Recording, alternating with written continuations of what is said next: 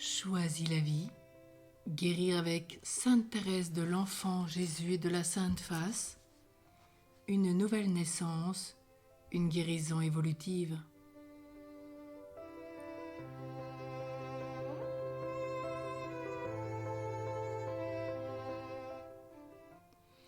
Il fallait un miracle, et ce fut Notre-Dame de Victoire qui le fit. Le 13 mai 1883, jour de la Pentecôte, pendant la neuvaine de messe demandée par Monsieur Martin. Marie sortit dans le jardin. Encore une séparation.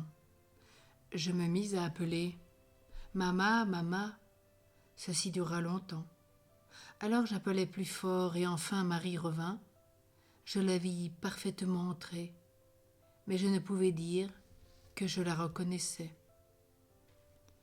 Comme si pour personne ne pouvait satisfaire son besoin d'amour maternel. Je continuais d'appeler toujours plus fort. « Mama ». Le combat était terrible. La souffrance d'abandon, extrême. Je crus qu'elle allait y succomber, raconta sa sœur Marie, qui se mit à prier la Mère de Dieu avec ferveur. Et Thérèse fit de même. Elle se tourna vers la statue à côté de son lit. Tout à coup, la Sainte Vierge me parut belle, dit Thérèse, si belle que jamais. Je n'avais rien vu de si beau. Son visage respirait une bonté et une tendresse ineffables. Mais ce qui me pénétra au fond de l'âme, ce fut le ravissant sourire de la Sainte Vierge. Alors toutes mes peines s'évanouirent. Ce fut la deuxième guérison de Thérèse, guérison immédiate de sa dépression et guérison évolutive du terrain dépressif, par l'entremise de la Vierge du Sourire et de Notre-Dame des Victoires. Grâce à la prière de sa marraine et à la neuvaine de son père, Thérèse l'affirma, une vie nouvelle commençait pour elle, elle renaissait à la vie. Au fond de sa blessure maternelle, là où elle n'avait pas pu être aimée infiniment comme elle l'attendait, elle découvrait, par grâce de Dieu, qu'elle était comme chacun de nous, passionnément aimée et chérie en Dieu par la Vierge Marie. Elle prit conscience de sa tendresse. Elle choisit alors de la prendre pour mère. Elle devint vraiment sa fille. La Sainte Vierge, disait-elle, ne sera jamais cachée pour moi, car je l'aime trop. Thérèse venait de vivre une guérison affective. Par son sourire, Marie apaisa sa souffrance et son angoisse de séparation. Elle diminua son sentiment de culpabilité, stimula sa foi et sa confiance. La fillette découvrait que ce n'est pas en se raidissant qu'elle triompherait, mais en accueillant le don de Dieu. Elle goûta pour la première fois à ce qu'on pourrait appeler une passivité active.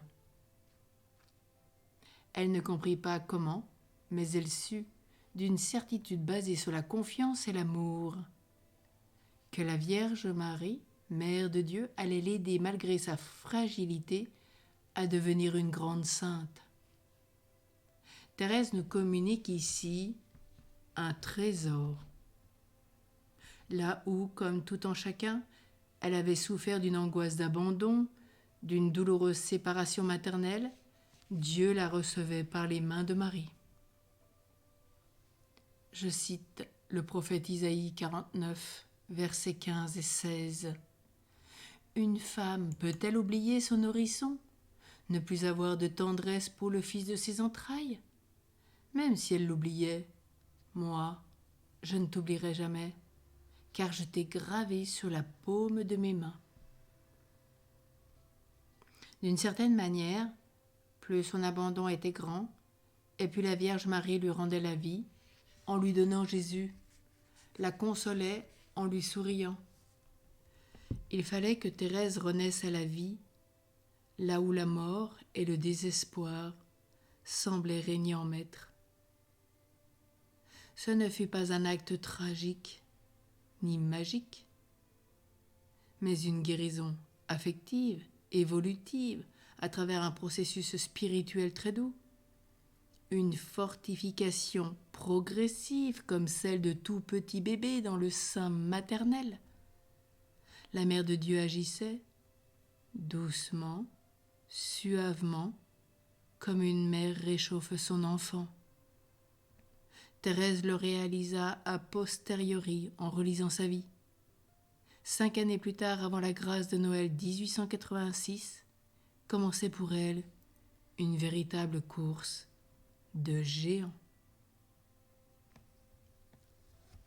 Alors demandons à la Vierge Marie qu'elle nous aide à cheminer dans notre propre chemin de guérison physique, psychologique et spirituelle par l'intercession à la puissance de Sainte Thérèse de l'Enfant Jésus et de la Sainte Face, que Dieu nous accorde cette grâce pour être les serviteurs dont Dieu a besoin.